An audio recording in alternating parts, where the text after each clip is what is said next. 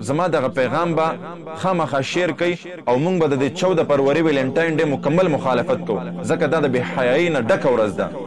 او موږ دغه ورځ ته به ان شاء الله نوم بدلو دې ته به موږ نوم یږدو یوم حیا ځکه اسلام ځای په ځای د حیا درس ورکوي. ویلنټاین ډے مسلمانانو ورونو ویلنټاین ډے دا هغه ورځ ده چې په 14 فروری باندې مناویږي او دا هغه ورځ هم ده چې لوریانې راپاسي د خپل پلار د خپل خاندان د دین اسلام او د حیا جنازه وباسي.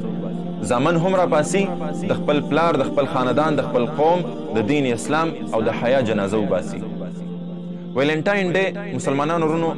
دا څه شی دی او ولې خلک منځي؟ ویلنټاین دا یو ملعون غیر مسلم تیر شوی دی چې دا په یو جنۍ باندې عاشق و. هغه جنۍ سره به د مینه کوله نو خبره دې حد ته ورسېده چې دی راپاڅېدو د هغې جنۍ سره کمې سره چې د